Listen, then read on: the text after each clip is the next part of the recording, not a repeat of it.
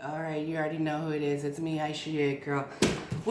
Welcome to Sit Down Sundays. Yes, you guys, it is still Sunday, and I'm actually doing a Sit Down Sunday. So, forgive me, I'm a little tired. I wasn't going to do this, but I said, you know what? There's a couple things that popped up that I really wanted to talk about.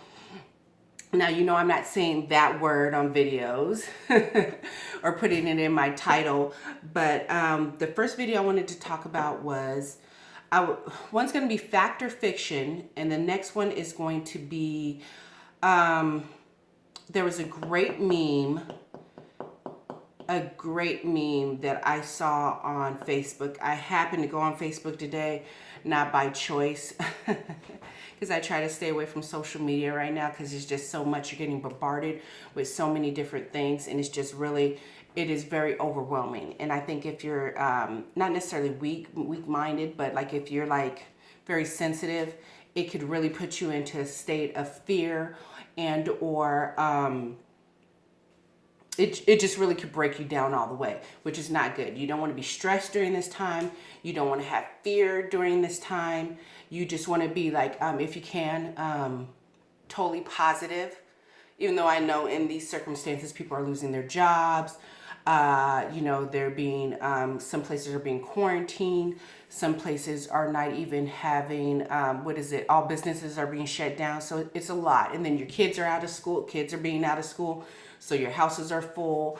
It's just a whole array of things. But with this meme, I was on Facebook, and it was actually done by a family member of mine that said, he was basically talking about the quote unquote, and then he was talking about how the homeless population in California, and he was saying that California has the biggest homeless population.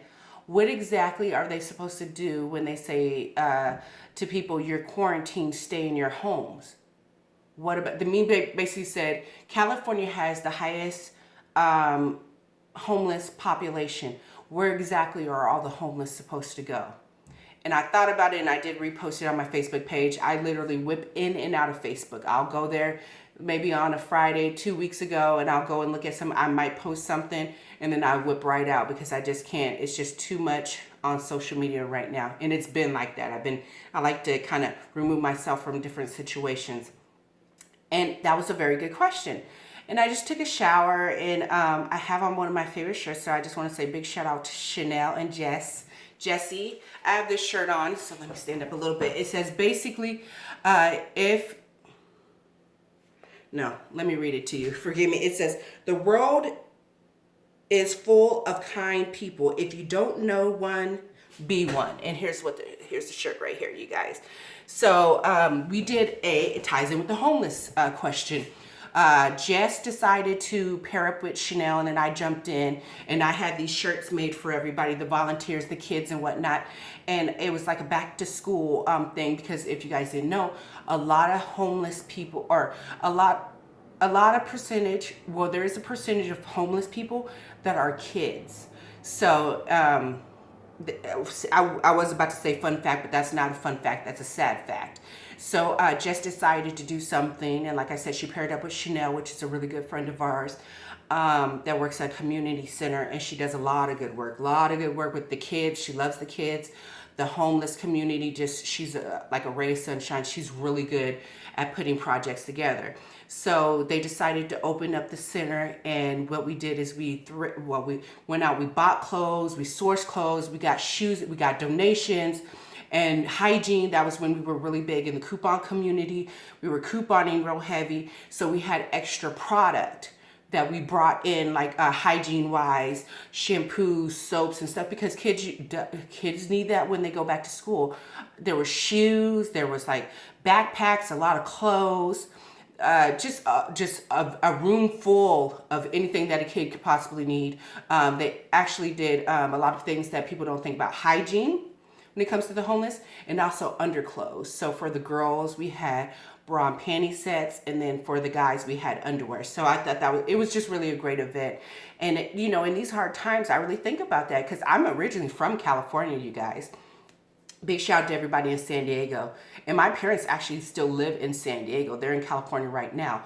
I think Northern California is getting hit a lot harder than maybe Southern, I could be wrong, but from the reports, but you know, you read stuff, you just don't know what to believe, and that's going to lead into my other video, facts or fiction, you know, what to believe. There's so much information floating around, or should I say not necessarily information, there's so much words floating around. You don't know what's true, what's not true. But circling back around to the homeless, it's true. How are they going to get a handle? San Francisco, upper northern California especially, is really hit hard with the homeless population just being overran. Reports of like people defecating feces on the ground and whatnot, just really nasty. And I'm like, okay, then put possibly a on top of it, it could really get nasty real quick, which I heard it is getting nasty real quick, you know, and then people aren't working. And then, oh God, the California being just so very expensive to live. State, like here in Nevada, we don't have state tax. That's a beautiful thing. The way people live in California, and I get it because I was born and raised there. It's the weather, it's the lifestyle. You got the beach literally from my parents' house where I used to live. I could get to like 5 different beaches in less than 15 minutes. It's amazing.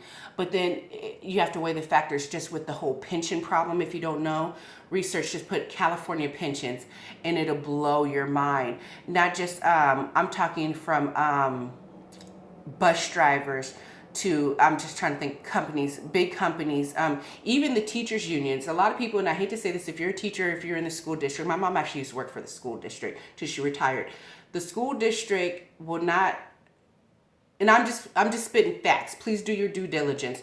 But when it comes to pensions, you guys, you really got to look at a lot of these pensions. Basically, you put your money into this thinking that when you retire, that it's going to be there for you. But if you really look into it and look at your statements, you know, a lot of people during hard times, they don't like to open that piece of paper and be like, okay, what is my statement? What do I look like this quarter? Because they're either afraid or they just don't want to because they know that it has failed.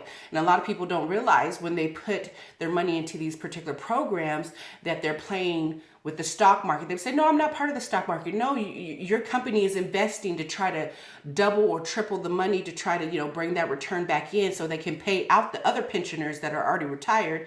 But you don't realize it until you open your statement. You said, I remember I was listening to an interview, and you guys know I ramble, because we started with homeless, but I'll circle back around.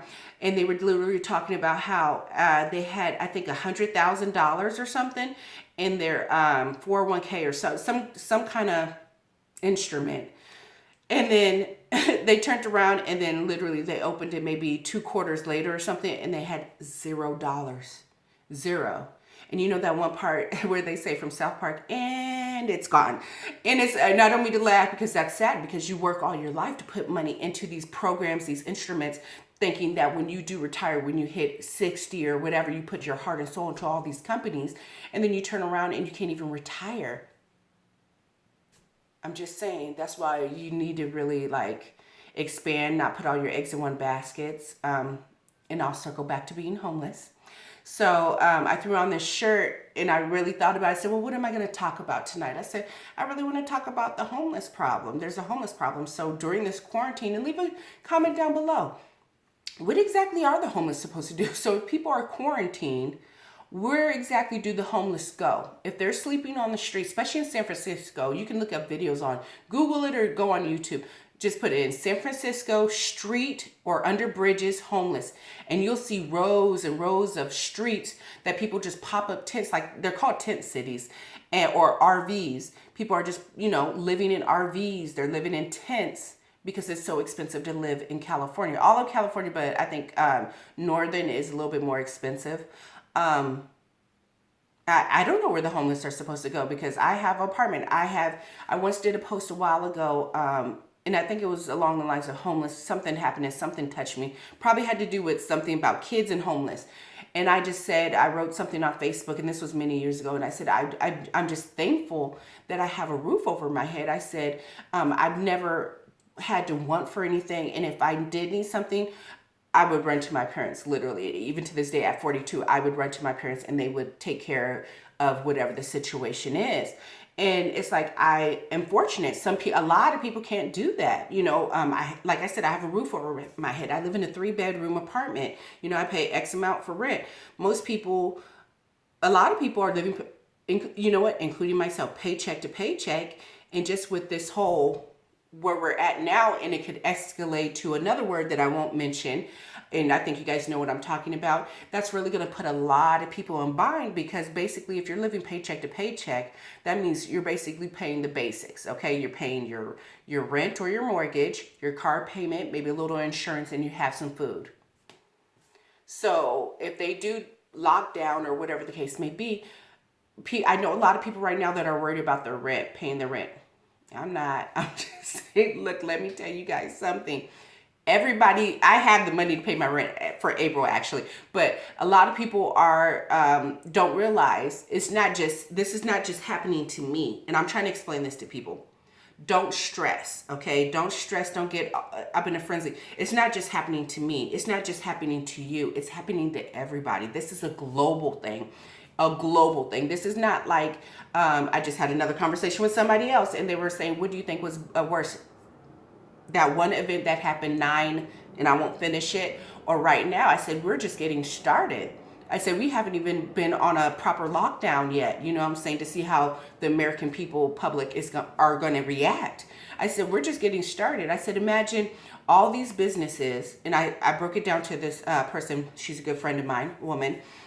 I said, think about all these businesses that just closed and we're only a week in. So they closed basically midweek to the beginning of the beginning, Monday, stretching into like the end of the week. And so these are people that go to work every day, right? They pay bills, they pay car payments, they go out to eat, they go to the movie theater, they go over to the local mall, buy their kids some shoes. These are people that are not working. If they're not working, they're not doing all those things. They're not stimulating the economy, correct? Correct. So they're holding on to what little money they have, or they have no money. So that affects, okay, so they're not going to the movie theater. Okay, so the movie theater starts to see slump in sales. They start cutting hours. And now eventually, obviously, the movie theaters are closed for right now. Then what? Oh, Macy's. They want to whip over to Macy's and get their kids some shoes. Well, they're not getting the shoes anymore for the simple fact that they can afford them. And they're thinking, well, maybe, you know what? Food might just be more important, or the lights or rent might be important than those shoes. So then Macy's hours start getting cut back and they close down. You get what I'm saying? So, okay, so that Macy worker or that theater person that works at those two places, they were waiting for the customer to come in to spend money, so they get hours to keep the doors open. You see how that's a whole chain effect? I really want to I want to get my words together real precise when I talk about the supply chain. I have a piece of paper right here, and I really wanted to go back to the supply chain. Let's really talk about it. People don't realize how one business affects another business, affects another business, affects another business. But China being closed, it is really affecting a lot of businesses. And people don't realize it. When they see something not on the shelf, they just think, oh, what? No, it's literally a domino effect. Okay, so circle around to the homeless. What are the homeless supposed to do? That's a whole nother demographic that people really aren't talking about it. And when I went on Facebook and I saw the post and I reposted it, I had to really think to myself, what are the homeless supposed to do? I get to come to my house, or I get to come to my apartment. Other people get to go to their houses, their condos, their townhouses, their boats, their mansions, their mini mansions. But where do the homeless go? Just saying. All right, with that video, or with that, I'm going to stop, you guys. You know I'm real raw. I don't cut the video, make it look all pretty for you guys. It's just me. All right, you guys. With that being said, what do the homeless do? Where do they go if they put the country, city, or state on a lockdown? Leave a comment down below. Feel free to give me a thumbs up if you like this video. Feel free to share this video. Bye. Stay tuned to the next video. Bye.